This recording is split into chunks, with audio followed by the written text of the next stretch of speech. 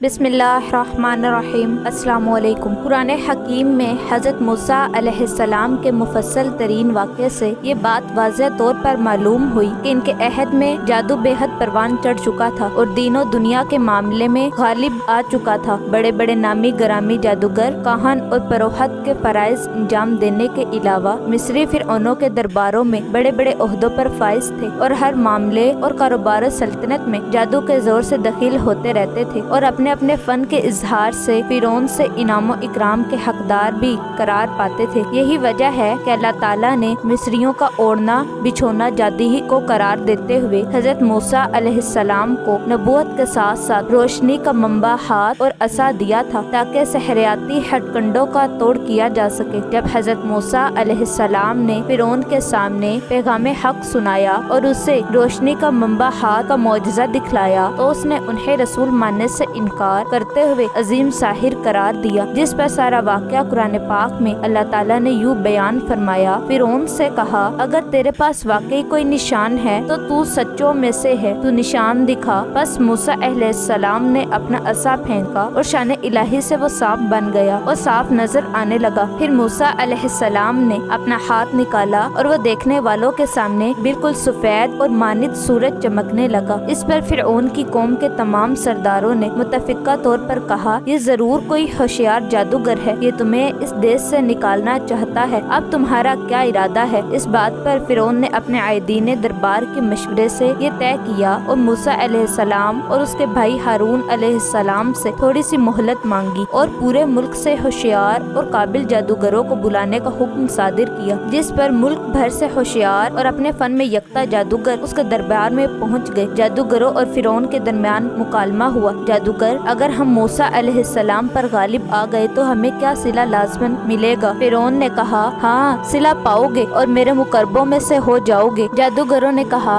ए मूसा अलैहिस्सलाम, तुम पहले कुछ फेंको या फिर हम ही फेंके? मूसा अलैहिस्सलाम ने जवाब दिया, तुम ही फेंको। और उन्होंने अपने लठ फेंके और लोगों की आंखें मसहूर कर दी और उन पर रोब तारी कर दिया और जादू का अजीमुशान मुजाहिरा किया और हमने वही नाजिल की और कहा, अपना असा फेंक और देख, जादूगर ने जो सवांग रचाया है वो सब असा निकल गया। बस इसी तरह सच साबित हो गया और उसकी जादूगरी बेकार साबित हुई और वो मगलूब हुए और जलीलो खवार होकर रह गए। और सब जादूगर सजदे में गिर पड़े और बोले, हम रब्बिल आलमीन पर ईमान लाए, मूसा अलैहिस्सलाम और फिरौन के रब पर। फिरौन बोला, इससे पहले कि मैं इजाजत देता तुम इस मूसा अलैहिस्सलाम पर ईमान ले आए। तुमने इस शहर में एक चाल चली है ताकि तुम इसमें रहने और बसने वालों को निकाल दो, सो तुम्हें जल्द ही इंजाम मालूम हो जाएगा। मैं तुम्हारे एक तरफ के हाथ दूसरी तरफ के पाँव काट दूंगा और फिर तुम सबको फांसी दे दूंगा। वो बोले, हम अपने रब की तरफ लौट कर जाने वाले हैं। तुझे इसीलिए हमसे बैर है कि जब हम अपने रब की निशानियां जाहिर हुई तो हम ईमान ले आए। ऐ हमारे रब, हमें सब्र अता फरमा और हमें ईमान की हालत में मौत दे। फिरौन के तमाम सरदारों ने फिरौन से कहा, तो मूसा अलैहिस्सलाम और उसकी कौम को जमीन पर फसाद करने के लिए छोड़ देगा और क्या ये तुझे और तेरे माबूदों को छोड़ देंगे? इस पर फिरौन ने जवाब दिया, हम इनके बेटों को कत्ल कर देंगे और इनकी बीवियों को रहने देंगे और बिलाशुबा हम इन पर गालिब हैं। कैसे ये बात वाज़ह हो गई कि इस जमाने में मिस्र में जादूगरी का जोर किस कदर अरूज पर था और लोगों के अजहान इससे किस कदर मरऊब हो चुके थे कि वो हजरत मूसा के वाज़ह मुअज्जिज़ात को भी जादू से तशबीह दे रहे थे। और वो कुरान पाक के इशारा के मुताबिक हजरत मूसा अलैहिस्सलाम से ये बात साफ साफ कह रहे थे, तू जैसा चाहे मुअज्जिज़ा पेश कर, हम पर जादू कर दे, लेकिन